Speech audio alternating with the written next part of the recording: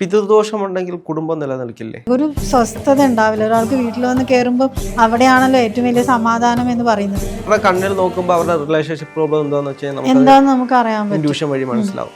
ഇപ്പം നമ്മളാണ് പ്രയോറിറ്റി എന്ന് നമ്മൾ മനസ്സിലാക്കി കഴിഞ്ഞിട്ടുണ്ടെങ്കിൽ ബാക്കിയുള്ള ഓരോരുത്തരും നമ്മളെ ഫെസിലിറ്റേറ്റ് ചെയ്യാൻ മാത്രമാണ് വരുന്നത്. എന്നെയാണ് ഞാൻ പ്രയോറിറ്റൈസ് ചെയ്യുന്നത്. ഒരിക്കലും വേറെ ഒരാളുടെ വാലിഡേഷന് വേണ്ടി നമ്മൾ കാത്തു നിൽക്കില്ല. ഈ സെൽഫ് ലവ് കൂട്ടാൻ വേണ്ടിയിട്ടാണോ റേക്കി ഉള്ളത്? ലവ് ആൻഡ് ലൈറ്റ് ആണ്. സെൽഫ് ലവും കൂടും, പുറമേ നമ്മൾ വേറൊരു വ്യക്തിയോടുള്ള സ്നേഹവും നമുക്ക് കൂടും. സ്കെയർസിറ്റി ആണ് നമ്മൾ പറയുന്നതെങ്കിൽ ആ സ്കെയർസിറ്റി ആണ് നമ്മൾ അട്രാക്ട് ചെയ്യുന്നത്. ഇപ്പൊ സ്നേഹം എന്ന് പറയുന്നത് നമ്മളുടെ ഒരു ഫീലിംഗ് ആണ്. ഒരു കൂട്ടം ആൾക്കാർ നമ്മളെ ചുറ്റും നമ്മൾ അത്രയും സ്നേഹിച്ചിരിക്കുമ്പോൾ നമ്മൾ ലോൺലിനെസ് ഫീൽ ചെയ്യില്ലേ? മാം തന്നെ ആദ്യമേ പറഞ്ഞിരുന്നു, കൂടുതലും വരുന്ന കേസുകൾ റിലേഷൻഷിപ്പ് പ്രോബ്ലംസുമായിട്ടാണ് വരുന്നതാണ്. ഇന്നത്തെ കാലത്ത് റിലേഷൻഷിപ്പ് പ്രശ്നങ്ങൾ ഇങ്ങനെ കൂടി വരുന്നൊരു കാലമാണ്. അപ്പോൾ ഏത് തരത്തിലുള്ള റിലേഷൻഷിപ്പ് പ്രോബ്ലംസാണ് കൂടുതലും ആളുകൾ വരുന്നത്? കൂടുതൽ എന്ന് പറഞ്ഞാൽ അഡിക്ഷൻസിൻ്റെ കാര്യത്തിൽ കൂടുതൽ വരാറുണ്ട്. ഈ മദ്യപാനം കൊണ്ടും ഓരോ അഡിക്ഷൻസ് കൊണ്ടും ഉള്ളത് അത് നല്ല രീതിയിൽ മാറ്റം എന്താ പറയുക, വൈഫിൻ്റെ ഹെൽപ്പോട് കൂടിയിട്ട് ഹസ്ബൻഡ് അറിയാതെ പോലും മാറ്റാറുണ്ട് അഡിക്ഷൻസിൻ്റെ. അങ്ങനത്തെ കേസസ് വരാറുണ്ട്. പിന്നെ ഇൻഫെർട്ടിലിറ്റി കേസസ്. ഇപ്പം ഇൻഫെർട്ടിലിറ്റി എന്ന് പറയുമ്പോൾ കുട്ടികളില്ലാത്തവർക്ക് നമുക്കത് നോക്കിയാൽ എല്ലാവർക്കും എന്ന് പറയുന്നില്ല, പക്ഷെ നമുക്ക് ഞാൻ പറഞ്ഞില്ല, ഈ സ്കാൻ ചെയ്ത് കഴിഞ്ഞാൽ നമുക്ക് അറിയാൻ പറ്റും അവർക്ക് അങ്ങനെ ഒരു യോഗമുണ്ടോ, അല്ലെങ്കിൽ എന്തെങ്കിലും രീതിയിൽ അത് തടസ്സപ്പെട്ട് കിടക്കുകയാണെങ്കിൽ നമുക്ക് ആ തടസ്സം മാറ്റിയിട്ട് അവർക്ക് അതിലേക്ക് എത്തിക്കാനുള്ളത് നല്ല സക്സസ് ആയിട്ടുണ്ട്. ഈ റിലേഷൻഷിപ്പിൽ പ്രോബ്ലംസ് ഉണ്ടാകുന്ന മറ്റെന്തെങ്കിലും കാരണങ്ങൾ കൊണ്ടായിരിക്കുമോ? ഈ പറഞ്ഞ മാതിരി ദോഷങ്ങളില്ലേ, നമ്മളുടെ പിതൃദോഷം, ആ കാര്യങ്ങളൊക്കെ നമ്മളുടെ ഈ ഒരു നെഗറ്റീവ് എനർജി. പിതൃദോഷം ഉണ്ടെങ്കിൽ കുടുംബം നിലനിൽക്കില്ലേ? പിതൃദോഷം ഓരോരോ ഇറിറ്റേഷൻസ് വരും നമ്മുടെ ലൈഫിൽ. ഇങ്ങനെ എന്താ പറയാ, സമാധാനമായിട്ട് ഇരിക്കാൻ പറ്റാത്ത, എപ്പോഴും അടി വഴക്കും, ഒരു സ്വസ്ഥത ഉണ്ടാവില്ല. ഒരാൾക്ക് വീട്ടിൽ വന്ന് കയറുമ്പോൾ അവിടെയാണല്ലോ ഏറ്റവും വലിയ സമാധാനം എന്ന് പറയുന്നത്. ആ ഒരു സമാധാനം ഉണ്ടാവില്ല. അത് ഈ ഒരു പ്രശ്നം കൊണ്ട് എന്നല്ല, ഏതൊരു ഇഷ്യൂസ് പുറമേ നിന്ന് വന്നിട്ടുണ്ടെങ്കിലും, ഇപ്പം നമ്മളുടെ ശരീരത്തിലൊരു മുള്ളു കൊണ്ടാലും അല്ലെങ്കിൽ ഒരു ഉണ്ടയാണ് എങ്കിലും പോലും രണ്ടും ഒരേ എഫക്റ്റാണ്. അതെടുത്ത് പുറത്ത് കളയുന്നവരെ നമുക്ക് പ്രശ്നം ഉണ്ടാക്കും. അതേപോലെയാണ് ഓരോരുത്തർക്ക് ദോഷങ്ങൾ മാറും എന്നല്ലാണ്ട് ഇഷ്യൂസ് മോർ ഓർ ലെസ് ഒരേപോലെയാണ് വരിക. ഈ അടിയും വഴക്കിൻ്റെ, അതായത് ഭാര്യയും ഭർത്താവും തമ്മിലുള്ള അടിയും വഴക്കിൻ്റെ പ്രധാനപ്പെട്ട പ്രശ്നം ഫാമിലി പരമായിട്ടുള്ള പിതൃദോഷമോ അങ്ങനെ എന്തെങ്കിലും ദോഷം തന്നെ ആയിരിക്കും ഉണ്ടാവും. അങ്ങനെ ഉണ്ടാവും. പിന്നെ എന്ന് പറഞ്ഞിട്ടുണ്ടെങ്കിൽ ഇവർ രണ്ടുപേരും തമ്മിലുള്ള അണ്ടർസ്റ്റാൻഡിങ്ങിൽ വരുന്ന ഇഷ്യൂസ് ഉണ്ട്. അത് നമുക്കൊരു പരിധി വരെ, ഞാൻ പറഞ്ഞില്ല, റേക്കി ഹീലിംഗ് കൊടുക്കുന്ന സമയത്ത് രണ്ടുപേരും നമുക്ക് കാമാക്കാം. രണ്ടുപേർക്കും ഇതാണ് എനിക്ക് വേണ്ടത് എന്നുള്ളത് ശരിക്കും പറഞ്ഞാൽ എനിക്കതാ വേണ്ടത് എന്ന് പറഞ്ഞാൽ ഒച്ചയും വിളി ഇടാണ്ട് എനിക്കിത് വേണം, അത് എൻ്റെ ഒരു അവകാശമാണെന്ന് മറ്റൊരാളെ ഫീൽ ചെയ്യിപ്പിച്ചാൽ മാറാവുന്ന പ്രശ്നമേ ഉണ്ടാവുള്ളൂ. ഇത് എങ്ങനെയാണ് നമ്മൾ സ്കാൻ ചെയ്ത് ഇവർ അറിയുന്നത്? അതായത് ഇവരുടെ പ്രശ്നം എന്ന് പറയുന്നത് ഇതുകൂട്ട് പിതൃദോഷമാണോ, അല്ലെങ്കിൽ അതുകൊണ്ടുണ്ടാകുന്ന അടിയും വഴക്കമാണ്, അല്ലെങ്കിൽ ഇവർ തമ്മിലുള്ള ഈഗോ പ്രോബ്ലംസ് ആണ്? ഇതെങ്ങനെ നമുക്ക് തിരിച്ചറിയാൻ പറ്റും? അത് ഞാൻ പറഞ്ഞില്ല, ഈ ഫോട്ടോ സ്കാൻ ഉപയോഗിക്കുമ്പം ശരിക്കും പറഞ്ഞാൽ ദേ ആർ കമ്മ്യൂണിക്കേറ്റിംഗ്. ആ ഒരു എനർജി വഴി അവർ നമ്മുടെ അടുത്ത് കമ്മ്യൂണിക്കേറ്റ് ചെയ്യുന്ന മാതിരിയാണ് ഞാൻ ഫീൽ ചെയ്യാറ്. എനിക്ക് കിട്ടുന്ന ആ ഒരു ഇതെങ്ങനെയാണെന്ന് വെച്ചാൽ അവർ നമ്മുടെ അടുത്ത് കമ്മ്യൂണിക്കേറ്റ് ചെയ്യും. അതുകൊണ്ട് കണ്ണ് ക്ലിയർ ആയിട്ട് കാണണം എന്ന് പറയും. ഗ്ലാസ് ഒന്നും ഇടാണ്ട് കണ്ണുകൊണ്ട് നമുക്ക് അവരെ അറിയാൻ പറ്റും. ക്ലിയർ ആയിട്ട് നമുക്ക് കമ്മ്യൂണിക്കേറ്റ് ചെയ്യുന്നത് കണ്ണുകൊണ്ട് അവരുടെ പ്രശ്നങ്ങൾ അറിയാൻ പറ്റും. അതായത് അവരുടെ കണ്ണിൽ നോക്കുമ്പോൾ അവരുടെ റിലേഷൻഷിപ്പ് പ്രോബ്ലം എന്താന്ന് നമുക്ക് അറിയാൻ പറ്റും. ഇൻട്യൂഷൻ വഴി മനസ്സിലാവും, അറിയാൻ പറ്റും. അപ്പോൾ ഇതിന് എങ്ങനെയാണ് പരിഹാരങ്ങൾ നിശ്ചയിച്ചു കൊടുക്കുന്നത്? ഓരോ പരിഹാരം ഇപ്പം ഒരു ഫാമിലി, ഇപ്പോൾ ഓരോ കാര്യങ്ങൾ ഒരാൾ നമ്മളെ മുമ്പിൽ വരികയാണെങ്കിൽ അവർക്ക് ഏത് രീതിയിലുള്ള ഇഷ്യൂ ആണെന്ന് ആദ്യം നോക്കും.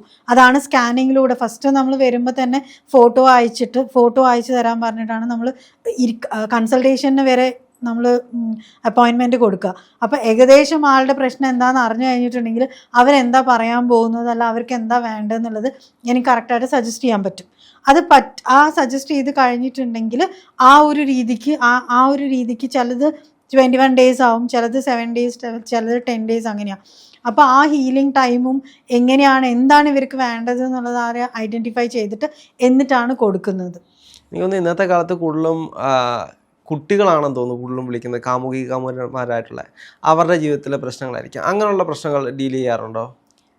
അങ്ങനത്തെ പ്രശ്നം ഇല്ല, അങ്ങനെ അത് എടുക്കാറില്ല. കാരണം അവർ ഭയങ്കര സെൻസിറ്റീവാണ്. എടുക്കാറില്ല എന്ന് വെച്ചാൽ അങ്ങനെയല്ല, അവരൊന്ന് കാമാക്കി കൊടുക്കാറുണ്ട്.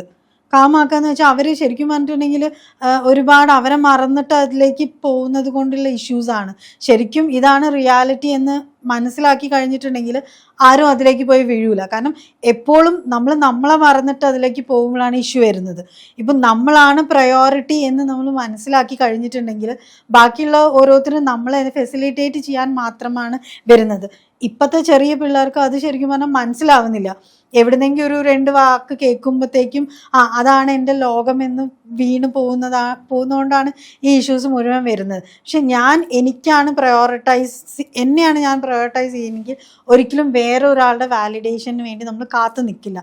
അപ്പം അവരെ ഒന്ന് കാമാക്കിയിട്ട് അവർക്കത് പറഞ്ഞ് മനസ്സിലാക്കി കൊടുത്ത് അതിലൊരു കൗൺസിലിങ്ങും കൂടി ഇൻക്ലൂഡ് ചെയ്തിട്ട്, കൗൺസിലിംഗ് പറഞ്ഞാൽ സൈക്കോളജി കൗൺസിലിംഗ് അല്ല. കാരണം സൈക്കോളജി കൗൺസിലിംഗ് നമ്മൾ ഇരിക്കുന്ന സമയത്ത് കുറേ കാര്യങ്ങളൊക്കെ ചെയ്യാൻ പറയും. പക്ഷെ വൺസ് നമ്മൾ റൂം വിട്ട് പോയി കഴിഞ്ഞാൽ അതൊക്കെ അവരൊക്കെ മറക്കും. പക്ഷെ റേക്കി എന്ന് പറയുന്നത് ഇവർ പോലും അറിയാണ്ട് നമ്മൾ സബ് കോൺഷ്യസ് മൈൻഡിലേക്ക് കമാൻഡ് കൊടുക്കുന്നതാണ്. അതുകൊണ്ട് തന്നെ അവർ ക്ലിയർ ആയിട്ട് നമുക്ക് റെസ്പോണ്ട് ചെയ്യും. ഇപ്പോൾ സൂസൈഡ്, ഇപ്പോൾ ഒരുപാട് കേസസ് എനിക്ക് വന്നിട്ടുള്ള വെച്ചാൽ ഇത് പറ്റില്ല, ഞാൻ സൂസൈഡ് ചെയ്യാൻ പോവാണ്, ആ ഒരു രീതി. കാരണം എന്ന് വെച്ചാൽ നമ്മളിപ്പോൾ നോക്കിക്കഴിഞ്ഞാൽ കഴിഞ്ഞ ആഴ്ച തന്നെ 3 മരണങ്ങളാണ്. അതും 3 പെൺകുട്ടികൾ വിദേശ രാജ്യങ്ങളിലാണ് ആത്മഹത്യ ചെയ്തിട്ടുള്ളത്. അതെല്ലാം ഈ കുടുംബ പ്രശ്നവുമായി ബന്ധപ്പെട്ടിട്ടാണ്. അപ്പോൾ അങ്ങനെയുള്ളവർക്കൊക്കെ പരിഹാരങ്ങൾ ഉണ്ടാക്കി കൊടുക്കാൻ കഴിയുമോ? അവർക്ക് ഞാൻ ഈ പറഞ്ഞ മാതിരി തന്നെ നമുക്ക് സബ് കോൺഷ്യസ് മൈൻഡിലേക്ക് കമാൻഡ് കൊടുത്തിട്ട് ചെയ്യാൻ പറ്റും. കാരണം ആ ഒരു സൂസൈഡൽ ടെൻഡൻസി നമുക്കത് എടുത്തു മാറ്റാൻ പറ്റും. അത് എടുത്തു മാറ്റി കഴിഞ്ഞാൽ തന്നെ മൈൻഡ് ഒന്ന് കാമായി കഴിഞ്ഞാൽ. കാരണം ഇവർ ഒരുപാട് പ്രശ്നങ്ങളായിട്ടായിരിക്കും വിളിക്കുന്നത്. കാരണം ജീവിതം അത്രത്തോളം മടുത്തു നിൽക്കുന്ന ഒരു അവസ്ഥയായിരിക്കും. അങ്ങനെയുള്ള അവസ്ഥയിലായിരിക്കും അവർ ഒരു തേർഡ് പാർട്ടി എപ്പോഴും തേടിക്കൊണ്ടിരിക്കുന്നത്. ചിലപ്പം വീട്ടിൽ നിന്ന് പോലും ആ ഒരു സപ്പോർട്ട് കിട്ടാത്തൊരവസ്ഥയിലായിരിക്കും. അപ്പോൾ അവർക്ക് എങ്ങനെ നമുക്ക് കൃത്യമായിട്ടൊരു അവയർനെസ് കൊടുത്ത് ഇതിൽ നിന്നും തിരിച്ചു കൊണ്ടുവരാൻ കഴിയും? തിരിച്ചു ശരിക്കും പറഞ്ഞാൽ കൗൺസിലിംഗ് തന്നെയാണ്. ഇപ്പം നമുക്ക് ഇല്ലാത്തത് ഒരു കാര്യമാണ് നമ്മൾ പുറത്തുനിന്ന് തരുന്നത്.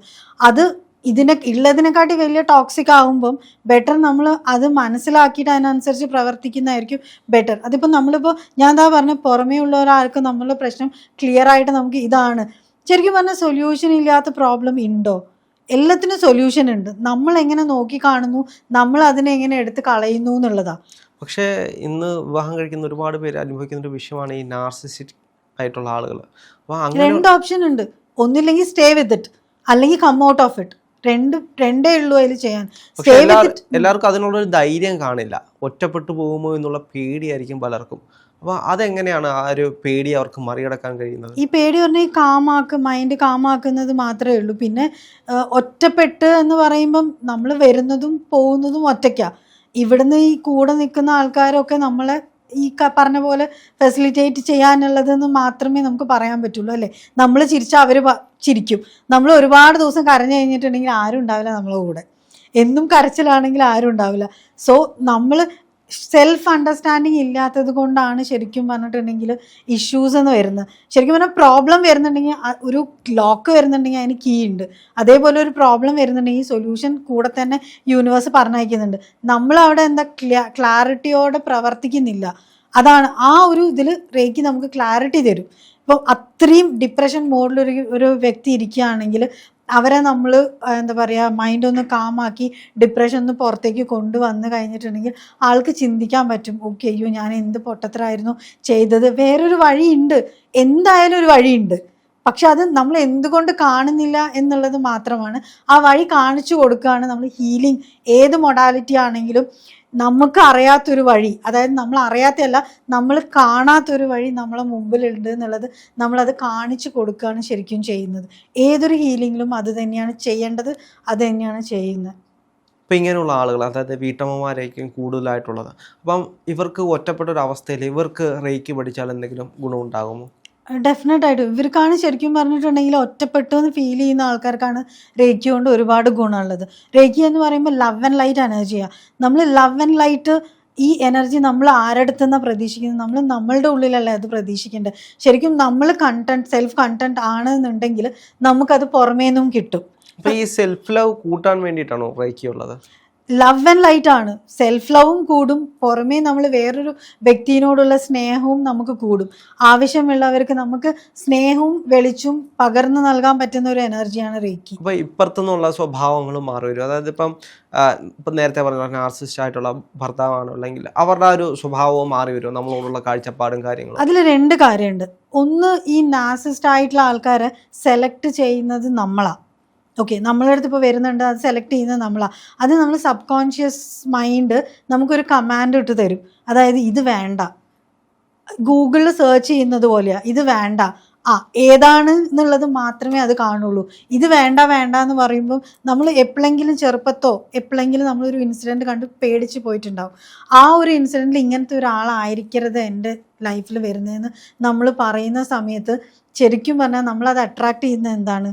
ആ ഒരാള് സ്കെയർസിറ്റി ആണ് നമ്മൾ പറയുന്നതെങ്കിൽ ആ സ്കെയർസിറ്റിയാണ് നമ്മൾ അട്രാക്ട് ചെയ്യുന്നത്. അപ്പം വിവാഹം കഴിക്കാൻ പോകുന്ന ഒരാളെ കാണുമ്പോൾ നമുക്ക് മനസ്സിൽ വേണ്ട എന്ന് തോന്നിയാൽ വേണ്ട എന്ന് തന്നെ തീരുമാനമെടുക്കും. അങ്ങനെയല്ല ഞാൻ ഉദ്ദേശിച്ചത്.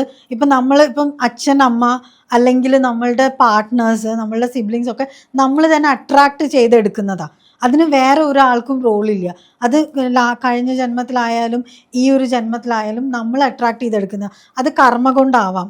പിന്നെ നമുക്കത് ഈ പറഞ്ഞ മാതിരി നമുക്ക് എങ്ങനെയാണ് അതിനെ ടാക്കിൾ ചെയ്യേണ്ടതെന്ന് അറിയാത്തത് കൊണ്ടായിരിക്കും. ശരിക്കും പറഞ്ഞാൽ നമ്മളടുത്ത് ഇല്ലാത്ത ഒരു കാര്യമല്ലേ നമ്മൾ വേറെ ഒരാളുടെ അടുത്ത് നിന്ന് പ്രതീക്ഷിക്കുന്നത്. നമ്മളെ ഉള്ളിൽ തന്നെ എല്ലാം ഉണ്ട്. ഇപ്പം റേക്കി അതുകൊണ്ടാണ് സെൽഫ് ലവ് കൂട്ടും. നമ്മൾ തന്നെ സെൽഫ് കണ്ടന്റ് ആയിട്ട് ഇരിക്കുന്ന ഒരു അവസ്ഥ കാണിച്ചു തരും. ഇപ്പോൾ വീട്ടമ്മമാർ പറഞ്ഞു എവിടുന്നും സ്നേഹം കിട്ടുന്നില്ല. ഇപ്പം സ്നേഹം എന്ന് പറയുന്നത് നമ്മളുടെ ഒരു ഫീലിംഗാണ്. അത് പുറത്തുനിന്ന് ആരും ഇപ്പം ഇവർക്ക് കുറച്ച് ഇപ്പം നിങ്ങൾക്ക് കുറച്ച് കൂടുതലുണ്ട്, അത് എനിക്ക് തരാൻ പറ്റുമോ? ഇല്ല. ഞാൻ ഉദ്ദേശിക്കുന്ന സ്നേഹം എൻറ്റയർലി ഡിഫറെൻറ്റാണ്. ഓരോരുത്തരുടെ സ്നേഹവും ഡിഫറെൻറ്റാണ്. സ്നേഹം എന്ന് പറയുന്ന ഒരു ഫീലല്ലേ. അതിപ്പം ഇപ്പം ഒരു റൂമിൽ ഒറ്റയ്ക്ക് ഇരിക്കുമ്പോൾ നമുക്ക് സ്നേഹം കിട്ടും. ഒരു കൂട്ടം ആൾക്കാർ നമ്മളെ ചുറ്റും നമ്മൾ അത്രയും സ്നേഹിച്ചിരിക്കുമ്പോൾ നമ്മൾ ലോൺലിനെസ് ഫീൽ ചെയ്യില്ലേ?